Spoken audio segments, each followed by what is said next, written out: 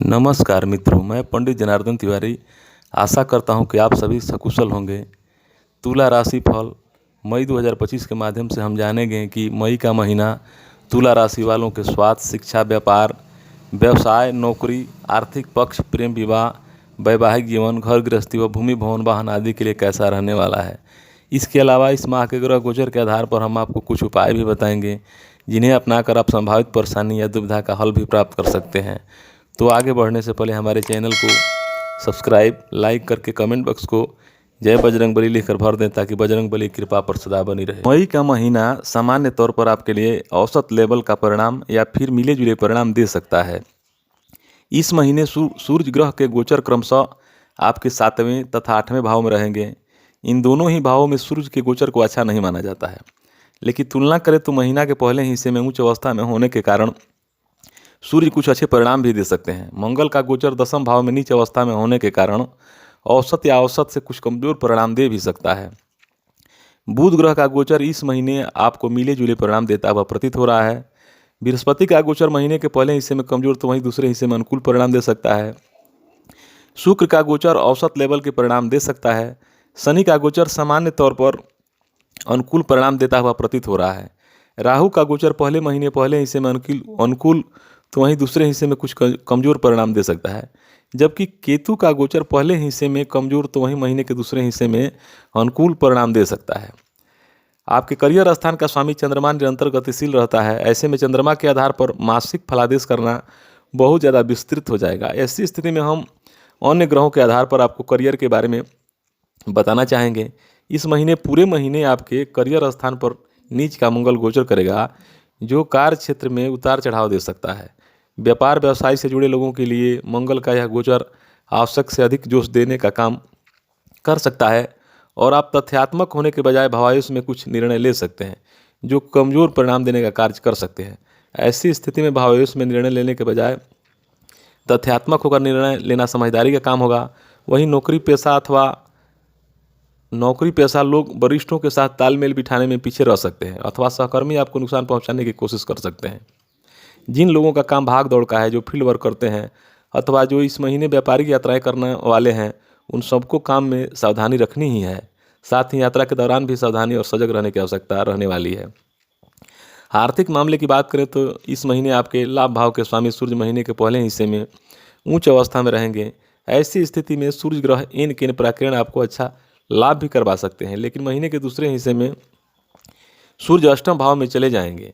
ऐसे में सूर्य लाभ दिलवाने में कमजोर पड़ सकते हैं। फलस्वरूप लाभ के रास्ते में व्यवधान देखने को मिल सकते हैं। हालांकि इस सब के बीच अनुकूल बात यह रहेगी कि महीने के दूसरे हिस्से में धन के कारक बृहस्पति का गोचर अनुकूल हो जाएगा और गोचर में बृहस्पति की अनुकूलता आमदनी की निरंतरता को मेंटेन करने की कोशिश करेगी। धन भाव के स्वामी मंगल ग्रह इस महीने नीच अवस्था में रहेंगे, जो इस बात का संकेत कर रहे हैं कि धन को बचाने में इस महीने कुछ कठिनाई रह सकती है। अर्थात संतोषप्रद या फिर सम्मानजनक लेवल की आमदनी होने के बावजूद भी इस महीने आप बचत करने में पीछे रह सकते हैं। यहाँ तक कि बचत किए हुए धन को भी आप गलत जगह लगा सकते हैं, निवेश कर सकते हैं। इसलिए बेहतर होगा कि इस महीने नए सिरे से कोई बड़ा निवेश न करें, जिससे आपका धन सुरक्षित बना रहे। कहने का तात्पर्य है कि आर्थिक मामले में मई का महीना आपके लिए मिले जुले परिणाम देता हुआ प्रतीत हो रहा है। स्वास्थ्य के दृष्टिकोण से मई का महीना आपको औसत लेवल के परिणाम दे सकता है, या फिर कभी परिणाम औसत से कुछ कमजोर भी रह सकते हैं, क्योंकि आपकी लग्न या राशि के स्वामी ग्रह शुक्र उच्च अवस्था में होने के बावजूद भी छठे भाव में रहेंगे, जो स्वास्थ्य में कुछ कमजोरी देने का काम कर सकते हैं। आरोग्यता का कारक ग्रह सूर्य महीने के पहले हिस्से में उच्च रहेगा, लेकिन सप्तम भाव में रहेगा। यह बहुत अच्छी स्थिति नहीं है, जबकि महीने के दूसरे हिस्से में सूर्य पूरी तरह से कमजोर रह सकते हैं। इस कारण महीने के पहले हिस्से में स्वास्थ्य तुलनात्मक रूप से अनुकूल देखने को मिल सकता है, जबकि दूसरा हिस्सा स्वास्थ्य में कुछ कमजोरी दे सकता है। मई महीने में यदि आपके प्रेम संबंध की बात की जाए तो इस महीने में आपके पंचम भाव का स्वामी शनि महाराज सामान्य तौर पर अनुकूल स्थिति में रहेगा। हालांकि शनि अपने ही नक्षत्र में होने के कारण कभी कभी कुछ बेरुखी भी दे सकता है। मंगल की अष्टम दृष्टि भी पंचम भाव पर रहेगी, जो बीच बीच में आर्गुमेंट्स करवा सकती है। इन सभी कारणों में बहुत कुछ हद तक अनुकूलता होने के बावजूद भी कुछ विषम परिस्थितियां लव लाइफ में देखने को मिल सकती है।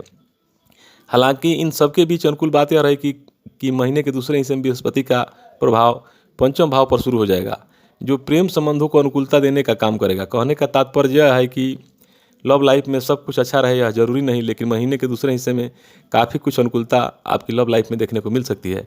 ऐसा ही इशारा प्रेम के कारक ग्रह शुक्र के द्वारा भी मिल रहा है, क्योंकि शुक्र रहेंगे तो उच्च अवस्था में, जो कि अनुकूल बात है, लेकिन छठे भाव में रहेंगे यह कमज़ोर बात है। अतः शुक्र भी सावधानीपूर्वक निर्वाह करने की स्थिति में अनुकूल परिणाम देने का वादा कर रहे हैं। पारिवारिक मामलों में मई का महीना सामान्य तौर पर आपको थोड़े से कमजोर परिणाम मिल सकते हैं, क्योंकि आपके दूसरे भाव का स्वामी मंगल नीच अवस्था में दसम भाव में रहेगा, जो परिजनों के बीच असामंजस्य देने का काम कर सकता है। विशेषकर आक्रोश या क्रोध की अवस्था में की गई बातचीत का नकारात्मक प्रभाव पड़ सकता है। अतः जब भी परिजनों से संवाद करना हो, बहुत ही सलीके से एक दूसरे को रिस्पेक्ट देते हुए बात करना जरूरी रहेगा।